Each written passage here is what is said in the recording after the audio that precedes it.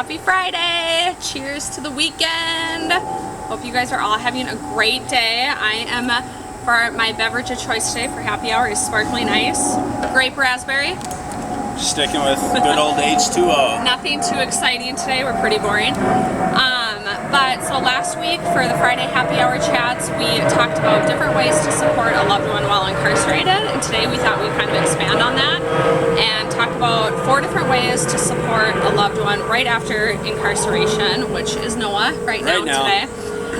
Being we're going through that right now. So if you missed last week's and that's something that interests you, make sure to head to resiliencereform.com, check it out, or you can find the video in IGTV of Instagram.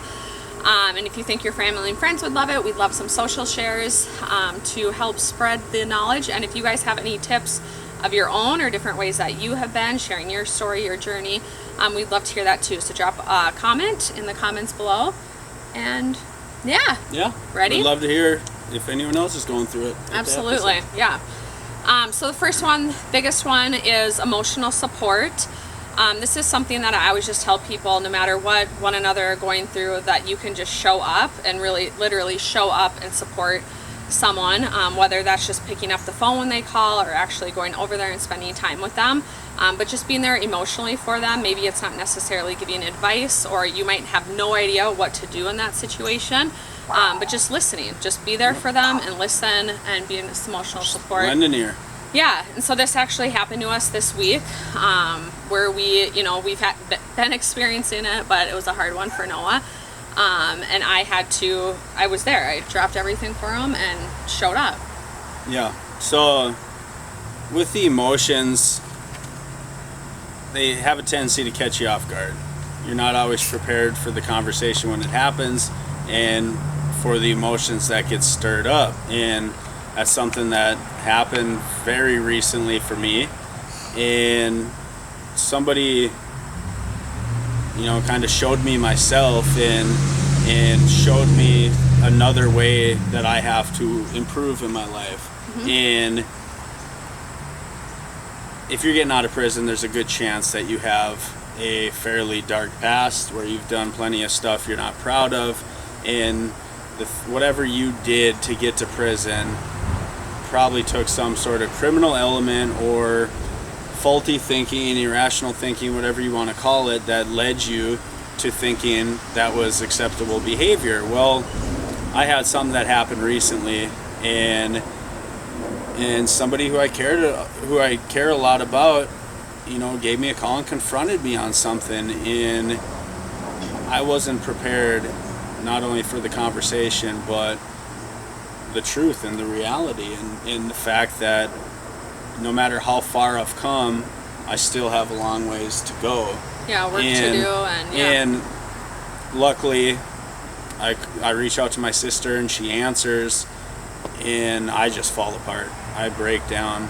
I got pretty hysterical, and you probably were like, "What the hell?" You probably didn't know what to do, but you did tell me, call your sponsor, call neighbor Joe, get somebody there who can be a positive influence, who can talk you through it, and that's what my program's for, and that's what I turn to. Yeah. So.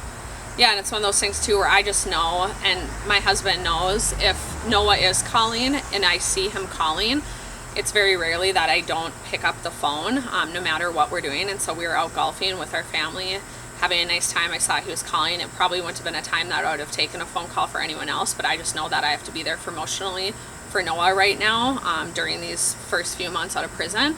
And so that no matter what, to pick up the phone. And like many times, I'm not sure what to say, but just remaining positive is the biggest thing, and definitely I try to have a kind of an action plan. So that's, first thing I ask is Mom home? No, she's not. Okay, get someone there.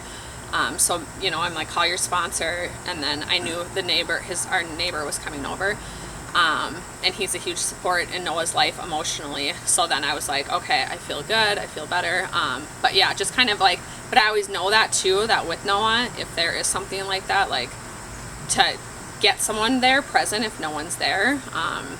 And yeah, or I was like, otherwise I'm not hanging up the phone. Yeah. Yeah. But we got through it. Yeah. So second one is physical support. You want to talk on this one? Yeah, physical support. So my brother Jesse's been coming over. That's been huge, not only for remending any, problems that we've had in the past, but it's just brought us closer. It gave us time to bond. It's allowed me to pass down my knowledge of physical fitness that I've learned from years of incarceration and years of working out onto him. It also has allowed us to have some meaningful conversations, and that have led to things such as the post and video white privilege, which wouldn't have happened if we wouldn't have been putting in the effort, or if Jesse wouldn't have been putting in the effort to come over and spend time with me. So that's been awesome. Morgan comes over at least once a week to do workshops. Both of them bring over my nieces and nephews, so I'm able to be a more present part in their lives. Yeah, and that's a big one too, is because a lot, Noah's on home confinement, he can't just leave. So if you, emotional support is huge, but if you are capable of, if you're close to your loved one, just really showing up in person, and whether that's bringing them coffee, bringing them dinner, doing workouts with them, doing co-working days with them, watching a movie, you don't even need to talk. Yep, just hanging out. Yeah, just Cousin being Johanna together. comes over all the time and just hangs out, and it's really nice, because you've just got out of this environment of prison where even though you have so many people around you, you still just feel so alone. And then you get out and you have all this privacy and you really start to enjoy it, but it's also kind of that double-edged sword, because now you have all this alone time and you have all this free time and you have time to think, and you're stuck with yourself. And if you're not careful, you can go into these moments that can draw out these reasons for needing the emotion support, and that's why it's crucial to have people who are positive in your life, to come out and hang out with you, and you can kind of unplug from whatever you got going on in your head. Yep, absolutely. So the third one, that brings us to acts of service. So when Noah got out of prison, he needs to find a job, he needs to get places, he needs to update his ID, different things like that. So I know for Jesse and myself, a huge one for Noah was just helping him, network when he's on home confinement, getting connections, getting referrals, giving references. Not only for a job, but for your recovery program, maybe for some faith-based. Right, connecting with people. Noah's met a lot of people who's brought him over dinner and just come to hang out with the physical support through networking and connections and sharing our story on here. But different acts of service that you can do. Going and picking people up, bringing them where they need to be to get all these things that need to get up to date since they've been incarcerated, now being over. But so any other ones for acts of service? For people who just get out of prison, you hit on the DMV, you hit on just having to go places, but you also have to go to the halfway house. You're going to have, like right now because of COVID, it's different, but COVID's not always going to be here. You've been going and volunteering, which is huge. Someone comes and picks him up. For that, but there's also going to be a time when I need to go to the halfway house. I need to go do a UA. I need to go just check in with my case managers, have face-to-face meetings, my treatment. And if right now I still haven't went to the DMV technically, so I don't have a license. I bike to work. I bike pretty much anywhere I need to go, but you can't bike across. If you're further. You can't bike too far. So and then our last one, which brings us to, is financial. If you can be there for someone financially to support them, that's obviously a huge one. Just because they went to prison and now they're out doesn't mean their expenses have stopped, their fees. They might be back into paying child support. They might need a vehicle they might not be able to work that close, or to get on a bus, to pay for transportation, take Ubers.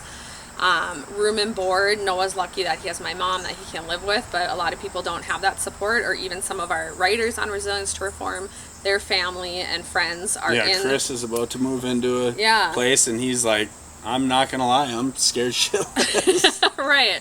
So a lot of those things are financials that they have to get right back into that they don't have. They might not have a job yet, or food, or clothes. Yeah. That was a big right one. when I got out. Yeah, clothes were big for me. My clothes. He got into the car. My clothes were not. My clothes were his already sweatpants. outdated back in 2013, and now in 2020, yeah, they are very outdated. So all the pants are gone. I still have a bunch of the T-shirts and Which is some why of now the he only workout gear and the wears tank tops. But yeah, peace so grenades peace and grenades, construction and style. C2S swag. That's it. So thank you, Kevin, for sending me all the free clothes. Obviously, financial is the least important on this list, but it's things that need to be still a done. necessity. So You can't live without money. So. No, absolutely. So yeah, those are our 4 ways. I'm sure there's so many other ones. So if you guys have done any other ones that you'd love to share with not only us but everyone else that is listening right now, I'm sure they're all wondering as well. So leave a comment.